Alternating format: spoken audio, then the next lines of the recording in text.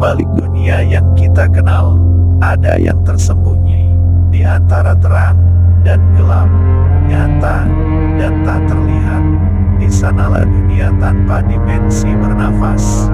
Lewat mimpi, getaran, dan bisikan di antara angin, tiang halus adalah pintu bagi yang siap melihat. Selamat datang di semesta tiang halus yang tak terlihat, bukan berarti tak ada.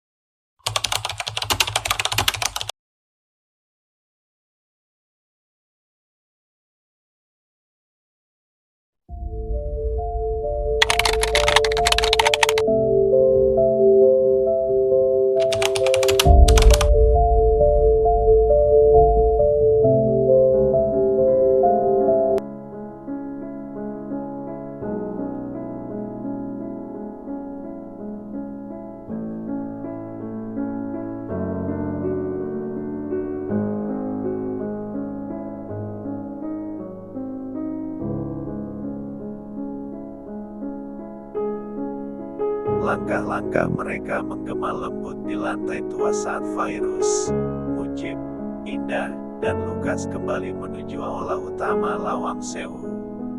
Cahaya matahari sore menerobos masuk melalui kaca patri besar yang menggambarkan lambang-lambang kuno, membias pelangi samar di antara debu yang menari di udara. Aula itu kini ramai, teman-teman mereka telah berkumpul kembali. Beberapa duduk di tangga marmer, bercanda sambil membuka bekal. Sebagian lagi asyik mengambil foto dari berbagai sudut bangunan megah ini. "Woi Virus," seru Udin dari kejauhan, berlari kecil sambil memegang botol air mineral. "Tadi aku lihat ada yang kayak bayangan di lorong, tapi aku kabur duluan." Hehehe. Mujib tertawa kecil.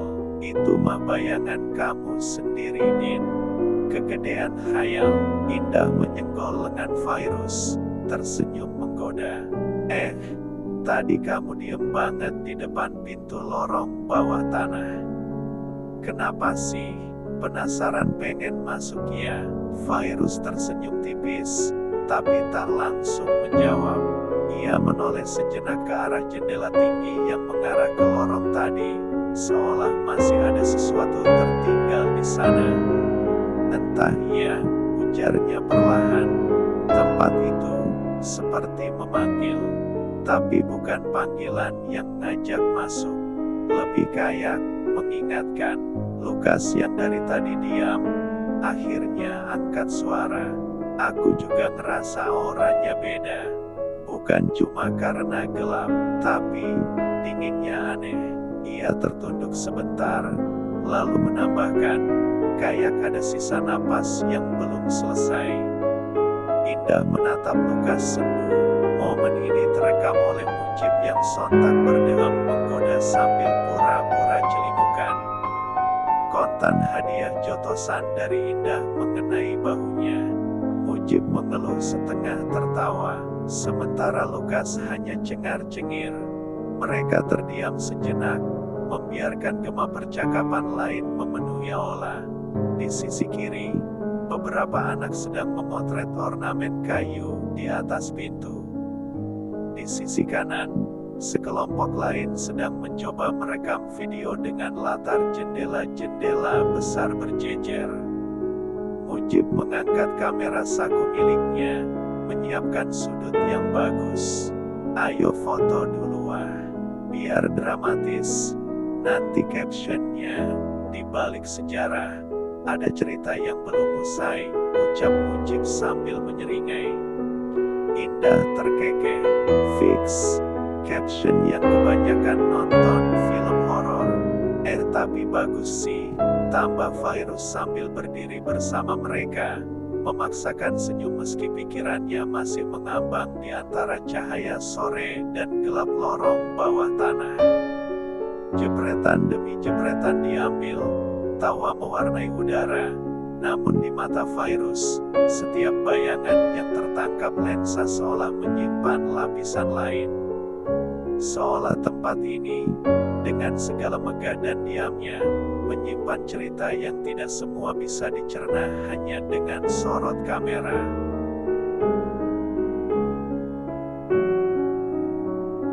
Langit mulai berganti warna di atas pusat kota Semarang.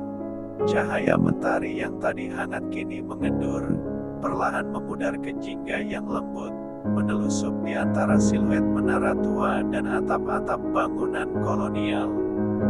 Dari pelataran Lawang Sewu, tampak langit barat menyalakan semburat warna keemasan, seperti kanvas yang dilukis tangan halus Tuhan, dengan burung-burung yang melintas dalam formasi rapi, kembali ke peraduan. Suasana sore mulai terasa di udara. Angin membawa aroma khas kota, sedikit asin dari laut yang tak terlalu jauh, berpadu dengan bau gorengan hangat dari penjual kaki lima yang mulai menjajakan dagangan. Anak-anak rombongan Karang Taruna Umbul Harjo mulai kembali merapat ke bus. Sebagian duduk-duduk di trotoar sambil membuka plastik berisi lumpia, tahu petis, dan es kopi susu dalam gelas plastik. Gelak tawa ringan terdengar di sana-sini, masih hangat oleh keseruan eksplorasi yang belum lama usai. Virus duduk di pinggir tangga depan, menghadap jalan besar. Ia menyesap minuman dingin perlahan, membiarkan dinginnya menyapu tenggorokan yang kering oleh petualangan. Di sekelilingnya, Mujib dan Indah saling mengejek hasil foto yang baru saja mereka ambil, sementara Lukas hanya tersenyum simpul, masih memeluk kameranya. Tak jauh dari mereka, Om Pus berdiri di samping bus, berbicara dengan sopir sambil melihat jam tangannya yang sudah menunjukkan pukul 17.45. Ia bertepuk tangan sekali, menyita perhatian. "Yok yok, semuanya kumpul dulu," serunya lantang. "Kita bakal lanjut habis maghrib. Tujuan selanjutnya, Borobudur. Kita nginep semalam di sana, biar besok pagi bisa eksplorasi dari awal." Seruan kecil terdengar dari anak-anak yang masih asyik dengan makanan mereka. "Yah, masih pengen di sini Om," teriak Udin sambil mengunyah keripik pedas. "Tapi Borobudur juga keren Din," sahut Darso, yang sudah duduk di bangku depan bus. "Pagi-pagi di sana tuh kabutnya turun, candi kelihatan kayak mengambang di awan." Om Pus tersenyum, lalu melanjutkan, "Tur ini 3 hari 2 malam. Malam terakhir kita bakal nginep di Parangtritis. Jadi nikmati semua waktu, tapi tetap jaga tenaga dan jangan lupa salat maghrib dulu, ya." Langit terus berubah, cahaya jingga berangsur menjadi ungu kebiruan. Azan mulai berkumandang dari masjid-masjid sekitar, mengalun tenang, menyentuh hati siapa saja yang mendengarnya. Kota Semarang tampak memeluk malam dengan anggun, lampu-lampu mulai menyala, membingkai bayang Lawang Sewu yang kini berdiri dalam gelap samar, masih megah, masih menyimpan kisah. Bus perlahan mulai terisi, suasana riang kembali mengalir, petualangan belum selesai, ini baru awal. Esok pagi, mereka akan berdiri di kaki Borobudur, dan malam terakhir nanti, menatap lautan di Parangtritis, ditemani debur ombak dan kisah baru yang siap ditulis. 6:30 sore, langit sudah temaram, menyisakan sisa jingga di balik cakrawala. Lampu-lampu jalan mulai menyala, menemani perjalanan bus Karang Taruna Umbul Harjo menuju kota kedua dalam daftar mereka, Magelang. Mesin menderu lembut, ban meluncur mulus di atas aspal basah. Di dalam bus, suasana masih relatif ramai. Beberapa tertawa kecil sambil melihat foto-foto dari Lawang Sewu. Yang lain menyandarkan kepala ke jendela, menatap rinai lampu-lampu kota yang mulai tenggelam dalam gelap. Mujib di baris tengah masih asyik bercerita tentang lorong penjara bawah tanah. Virus duduk di dekat sopir, sesekali melihat ke belakang memastikan semua baik-baik saja. Lukas membuka camilan, membagikannya pada yang duduk di dekatnya. Dan Indah sejak keluar dari Lawang Sewu terlihat sedikit pucat, tapi tak banyak bicara. Ia memilih duduk sendiri di kursi depan dekat kaca. Kedua tangannya memegang jaket, sesekali memeluk lutut sambil menatap kosong ke jalanan.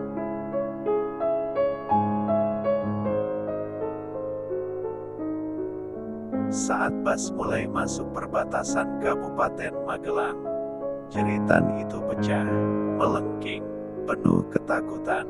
Semua kepala langsung menoleh ke depan. "Au!" Indah menjerit dengan mata terbuka lebar. Bola matanya seperti tak fokus, menatap satu titik jauh entah di mana. Tubuhnya kejang-kejang, punggung melengkung tak wajar, lalu terlempar ke belakang hingga membentur kursi. Tangannya mencakar-cakar udara, kakinya menendang kosong. Dari mulutnya terdengar suara gumaman cepat tak jelas, lalu berubah menjadi teriakan dalam bahasa asing. Lidahnya menjulur, matanya tetap melotot, air mata mengalir deras. Tapi bukan tangisan biasa, ini bukan kesedihan, ini kepanikan yang tidak datang dari dirinya sendiri. Beberapa anak berteriak, Mujib langsung berdiri. Virus meloncat dari kursinya dan menghampiri, menahan bahu Indah agar tidak jatuh dari bangku. Nafas Indah memburu, panas, lalu dadanya naik turun cepat seperti ditarik sesuatu dari dalam. "Indah, lihat aku, ini aku Virus." Tapi tak ada reaksi. Yang menatapnya adalah seseorang lain. Virus mengeringit. Ia seperti hafal dengan tatapan itu. Dingin dan penuh amarah. Lukas berlari ke bagian depan bus, mencari air putih dan mengabari sopir. Sementara Indah masih bergulat dengan sesuatu yang tak bisa dilihat siapapun. Sesuatu yang sepertinya ikut dari lorong itu. Suasana sontak kacau.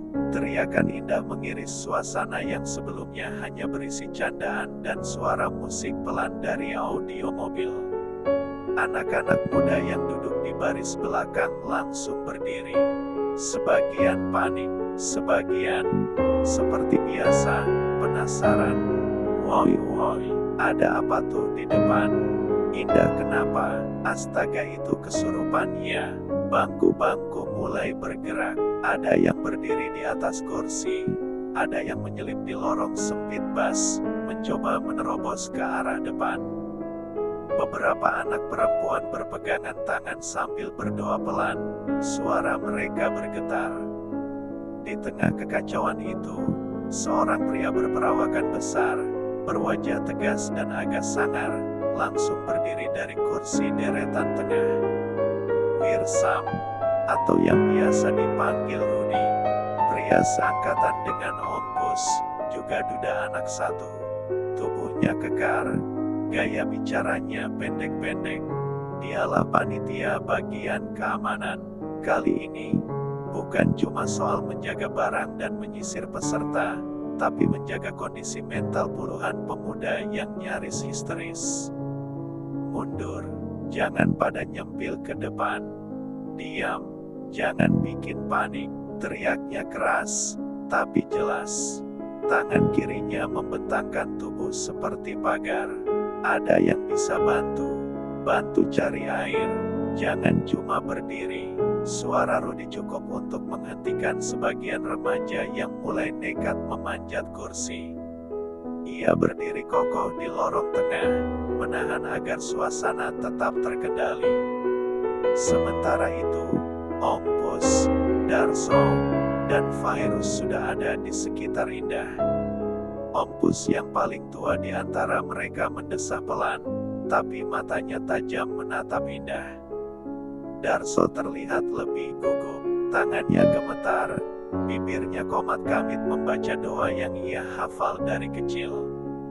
Fairuz berlutut di depan Indah, mencoba memanggil namanya. Indah, dengar suara aku ya. Kamu aman. Udah dibas, udah jauh dari sana. Tapi Indah tak merespons. Indah sekarang terdiam, tubuhnya tak lagi kejang, tapi menunduk kaku, seperti patung. Tatapan matanya kosong, lurus ke bawah. Kelopak matanya setengah terbuka, tak berkedip. Seolah apapun yang dilihatnya, bukan dari dunia ini. Bas yang tadi bergerak stabil kini mulai melambat. Sopir menoleh sebentar, lalu menepikan kendaraan pelan-pelan ke bahu jalan, tepat sebelum masuk pusat Kabupaten Magelang.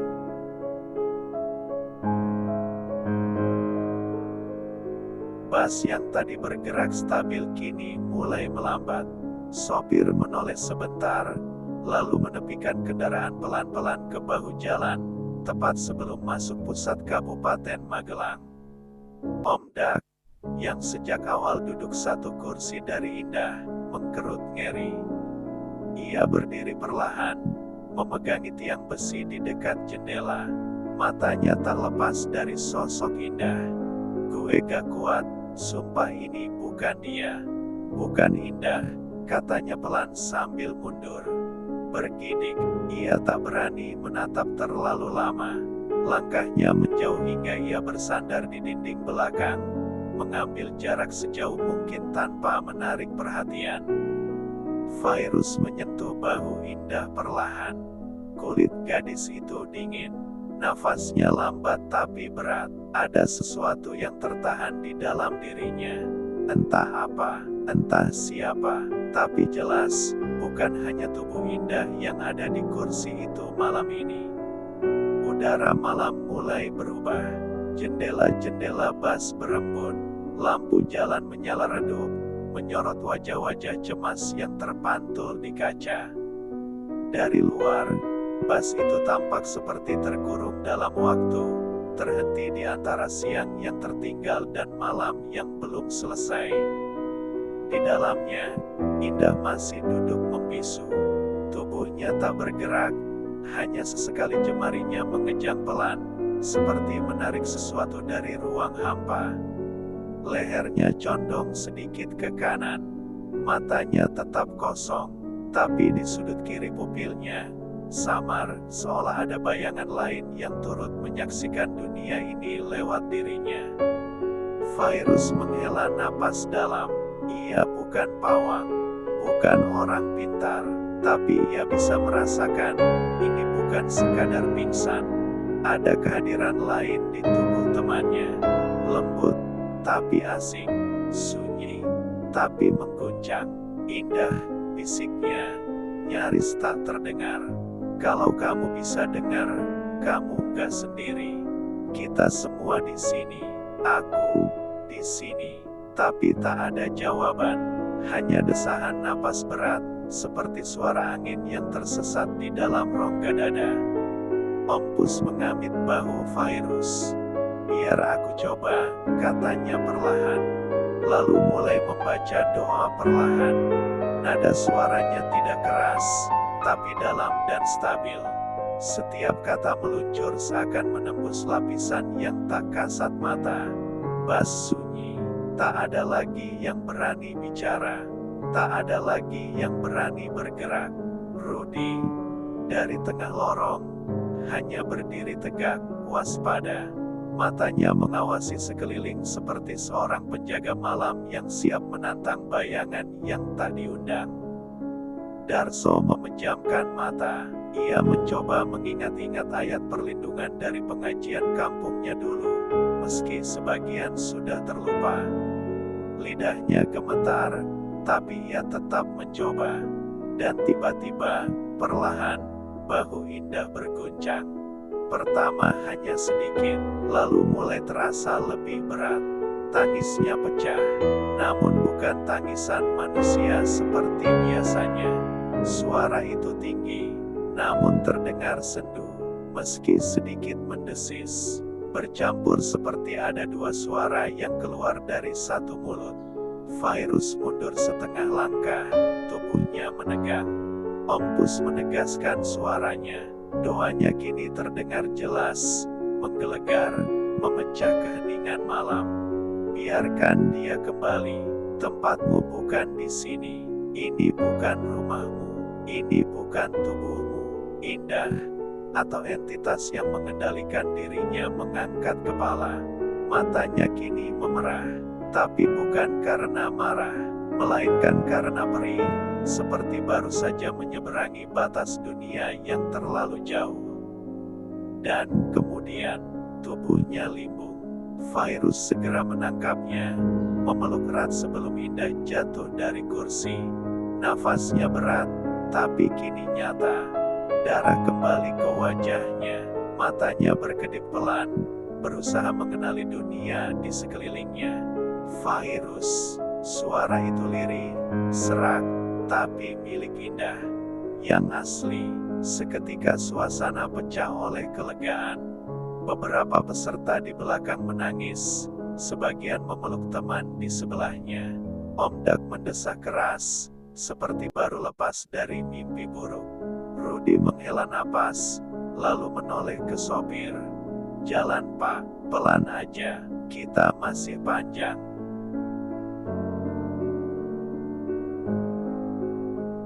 Bas kembali melaju, keheningan mencekik karena mereka semua menyadari malam ini ada sesuatu yang menumpang bersama mereka, dan perjalanan ini baru saja membuka gerbang ke dunia yang lebih dari sekadar wisata.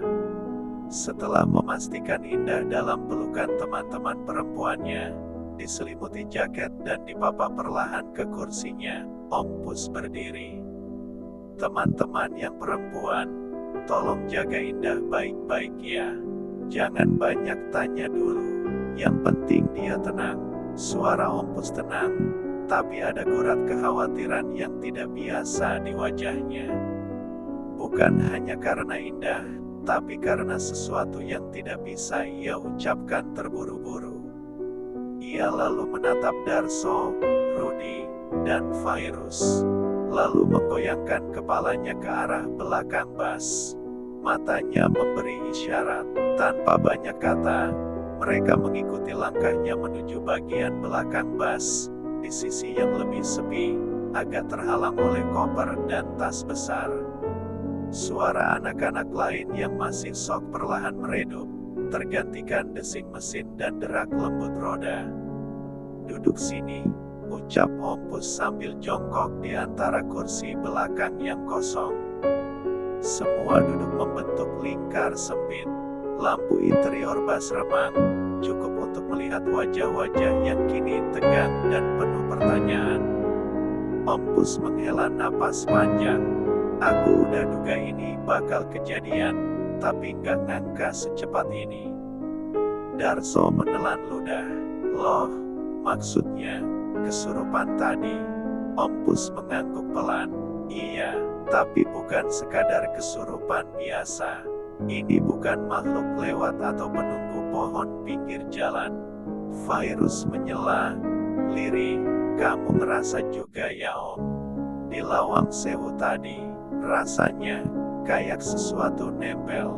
Om Pus menatap Virus dengan mata mengkerut tipis, laku mengangguk, lalu melanjutkan lebih dalam. Aku lihat, waktu kita muter ke sisi lorong kiri, pas yang dekat ruang bawah tanah. Ada energi berat di situ. Biasanya cuma berasa kayak dingin atau mual. Tapi tadi, itu energi nempel ke salah satu dari kita. Dan kayaknya, masuk ke Indah waktu dia sendirian sebentar di lorong barat. Dia diam, tapi sorot matanya beda. Rudy bersandar, menyilangkan tangan. Mukanya tetap sangar, tapi matanya waspada. Berarti, kita udah bawa pulang penumpang. Bukan penumpang, Rat, ujar Ompus. Tapi oleh-oleh yang bukan oleh-oleh biasa. Darso memegang dadanya. Gue udah gak enak dari tadi. Gak tahu kenapa, jantung gue lari terus.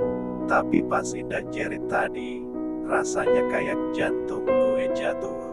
Ompus mengangguk. Itu tanda energi yang datang ini kuat. Dan gak semua orang tahan. Virus menunduk. Teringat bayangan samar di lorong bawah tanah. Waktu ia menoleh, ia sempat melihat Indah sendirian sebentar, mematung di dekat dinding. Om, Virus berkata perlahan, kalau benar itu dari Lawang Sewu, dia maunya apa? Ompus terdiam sebentar, lalu menjawab, belum tentu maunya apa. Kadang, makhluk seperti itu hanya ikut karena tertarik pada sesuatu. Mungkin tubuh, mungkin aura, bisa jadi juga karena kita melanggar aturan yang kita nggak tahu. Rudi mengepalkan tangan. Terus gimana? Kita lanjut ke Magelang. Ompus memandangi wajah mereka satu persatu. Kita tetap lanjut, tapi semua harus lebih hati-hati. Mulai malam ini, gak boleh pisah-pisah. Gak boleh ada yang iseng. Dan besok, sebelum kita ke Borobudur, kita harus mampir dulu ke tempat tertentu. Virus menatapnya. Tempat apa, Om? Tempat orang yang bisa bantu kita nutup ini semua. Kalau enggak, bisa lebih dari satu yang ketempelan. Di luar, lampu kota mulai memudar. Mereka telah resmi memasuki Kabupaten Magelang. Dan meskipun bas itu masih bergoyang perlahan menyusuri jalan gelap, di dalamnya, keempat orang itu tahu, perjalanan kali ini bukan sekadar wisata. Ini sudah berubah menjadi ujian antara dunia yang kasat mata dan yang tak terlihat. Indah masih terpejam lemas. Napasnya mulai stabil meski kulit wajahnya pucat dan dingin. Ia bersandar di kursi bas yang sedikit direbahkan. Kepala miring menyandar ke bahu Hesti, sahabatnya yang sejak tadi tak beranjak. Rambut hitam tebalnya menutupi sebagian wajah, tapi air mata yang menetes perlahan di pipinya jelas terlihat. Hesti mengelus tangan Indah yang dingin, sambil terus berbisik, "Tenang Yanda, tenang ya, aku di sini." Sementara itu, keempat orang yang tadi berdiskusi serius di belakang, Ompus, Darso, Rudi, dan Virus sudah kembali ke tempat duduk masing-masing. Tapi tidak ada dari mereka yang benar-benar bisa duduk tenang. Mata mereka terus melirik ke arah kursi Indah. Wajah-wajah mereka menyimpan tanda tanya dan kekhawatiran yang dalam. Udin, anak laki-laki berambut ikal cepak yang terkenal paling iseng sebas, melangkah pelan ke arah Ompus sambil nyengir kuda. "Om, Indah salah makan kali ya tadi siang," celetuknya, lirih tapi cukup untuk didengar. Ompus yang masih tegang, menoleh cepat, matanya tajam, mulutnya mengatup kaku. Tapi melihat wajah polos Udin yang penuh candaan, ia akhirnya mendengus. "Udin, ini anak lagi diganggu, bukan masuk angin," katanya pelan namun geram. Tawa kecil meledak dari beberapa anak di sekitar mereka, setengah lega, setengah bingung. Ketegangan yang menggumpal sedikit mencair. Begitulah Udin, dengan segala kekonyolannya, selalu berhasil menyelipkan canda di tengah kecemasan. Namun suasana itu tak bertahan lama. Tiba-tiba Indah menegang, tubuhnya yang tadi lemas mendadak menggigil, tangan mengepal erat, dan suara erangan lirih keluar dari tenggorokannya. Matanya tetap tertutup, tapi wajahnya meringis, seperti sedang melawan sesuatu yang tak terlihat. "Oh, gak mau, gak mau, gak mau," teriaknya tiba-tiba. Hesti terkejut, nyaris menjatuhkan tubuh sahabatnya dari pelukannya. Indah, dah, panggilnya panik. Om, jerit Hesti sambil menengok ke arah Ompus. Indah kini berteriak lebih keras. Tangannya menggapai-gapai udara kosong, seperti sedang menolak seseorang, atau sesuatu yang menariknya ke arah yang tidak bisa dilihat. Jangan ajak aku nggak mau ikut, aku mau pulang. Suaranya terputus-putus di antara jeritan dan isakan. Matanya tetap terpejam, namun tubuhnya mulai bergerak liar, seperti ada tali tak terlihat yang sedang mencoba menariknya ke arah yang berbeda. Beberapa anak perempuan kembali menangis ketakutan. Sebagian anak laki-laki berdiri sambil mematung.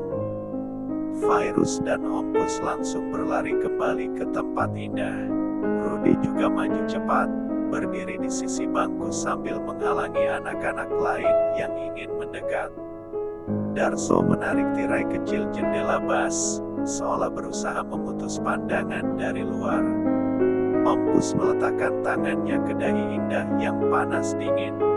Dah dengar Om ya, kamu gak sendiri, kami semua di sini. Tapi tubuh Indah semakin gelisah.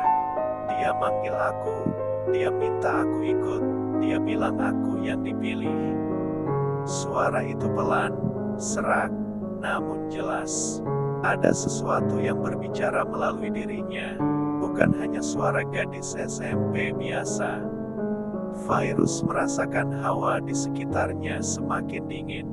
Ia menunduk, melihat telapak tangan Indah mengepal kuat, dan di ujung jari-jarinya, kukunya hampir melukai telapak tangan. Dia cewek, rambut panjang, putih, mukanya cantik tapi dingin.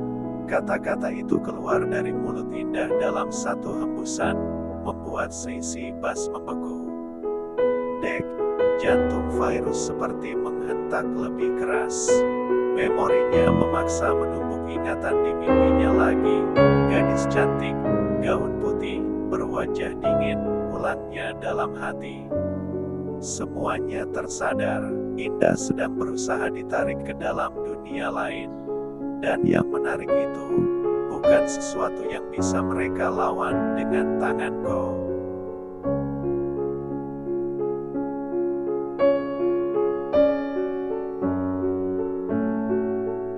Ompus membungkuk pelan ke arah Virus, matanya tajam namun dalam, penuh arti. Jaga Indah, jangan jauh-jauh, bisiknya, seperti rahasia yang hanya boleh dibawa oleh angin. Tanpa menunggu jawaban, ia melangkah pelan menjauh dari bangku belakang, menembus lorong sempit bas yang masih bergetar oleh kecepatan. Lampu kabin meredup gelap, menambah nuansa malam yang terasa lebih berat. Dalam keadaan penuh ketegangan seperti itu, tak satupun orang berpikir untuk menyalakan lampu dalam mobil. Bas terus melaju, memasuki kota Magelang. Namun di dalam, dunia mereka seperti berjalan lambat, berisi kecemasan dan pertanyaan yang belum sempat dijawab. Di sudut gelap antara pintu belakang dan tumpukan tas, Ompus mengeluarkan ponsel Nokia lawas. Bodinya sudah penuh gores, namun masih setia menyala. Jempolnya menekan nomor yang sudah dihafalnya sejak lama. Nama itu muncul di layar kecil, Abab. Ia menarik napas panjang, merasa bersalah. Maaf Bab, aku tinggal kamu, padahal kamu sudah konfirmasi ikut. Dia memaki kebodohannya sendiri. Suaranya hampir tak terdengar. Layar ponsel menunjukkan tanda calling, tapi tak juga terhubung. Abab sosok yang selama ini jadi penyeimbang, bukan sekadar tua dalam umur, tapi matang dalam batin. Orang yang malam-malamnya bukan diisi tidur, melainkan kopi hitam, zikir panjang, dan wiridan yang membelah sunyi. Kenapa enggak nyambung? Gumam Ompus gelisah, menekan radial berkali-kali. Di percobaan keempat, tiba-tiba tersambung. Suara berat dan lembut khas Abab langsung terdengar, meski ada suara kretek rokok dihisap membayang di latar belakang. "Assalamualaikum Pus." Om Pus nyaris tercekat. Suara itu, baginya, seperti embun di padang panas. "Bab, maaf, aku tinggal kamu. Sekarang, anak satu, cewek kesurupan. Parah, Bab." Dibas menuju Magelang, serobotnya cepat hingga kalimatnya tak beraturan. Diam sebentar di seberang sana, lalu suara Abab terdengar jelas, meski pelan. "Pus, kamu tahu, kadang alam itu gak nunggu kita siap. Dia cuma manggil yang peka, yang terbuka. Kamu harus cepat, cari orang pintar sekarang. Di Magelang, cari yang kuat batinnya. Jangan ambil resiko, jangan tunggu besok." "Siap Bab, tapi kita masih di jalan." Bas masih melaju. "Selagi dia belum dibawa sepenuhnya, kamu masih bisa usaha. Jangan biarkan dia sendirian, hatinya sedang dibelah. Jaga dia." Sambungan pun terputus. Om Pus mematung sejenak. Hawa di bas terasa lebih sunyi dari sebelumnya, meski suara mesin terus menderu. Ia menarik napas panjang, kembali menyimpan ponsel, dan melangkah kembali ke tengah. Sementara itu, Fairuz masih duduk di samping Indah, membisikkan kalimat thayyibah berkepanjangan. Hesti menggenggam tangan sahabatnya erat-erat, bibirnya terus berkomat kamit. Entah berdoa, entah sekadar menenangkan diri sendiri. Mata Indah tetap terpejam, tapi tubuhnya kini lebih tenang. Keringat dingin membasahi pelipis, namun bibirnya kadang-kadang bergerak, menggumam kata-kata yang tak bisa dimengerti. Fairuz memandangi wajahnya yang hitam manis. Dalam hati ia tahu ini bukan sekadar gangguan kecil. Ada sesuatu yang mengikuti mereka, mungkin sejak dari Lawang Sewu, mungkin bahkan sebelum itu, sejak pamflet usang itu menyentuh tangannya. Bas terus melaju, lewat kaca jendela, pepohonan bergoyang gelap, dan langit mulai menelan warna biru terakhirnya. Tapi syukurlah Pak sopir tetap fokus, matanya tajam, kedua tangannya mantap di setir, seolah mengerti bahwa malam ini mereka tidak hanya sedang menuju Magelang, tapi juga menembus lapisan lain dari dunia yang tak bisa dijelaskan oleh peta manapun. Kau sudah lihat sisi gelapnya, dan sekali kau melangkah ke dalam, tak ada jalan mundur. Tekan subscribe kalau kau cukup berani untuk lanjut. Tinggalkan komentar, biar dunia tahu kau pernah ada di sini. Kita bukan pencari cahaya, kita peluk gelapnya. Sampai jumpa di kegelapan berikutnya. Tiang halus, di mana ketakutan tunduk, dan keberanian ditempa.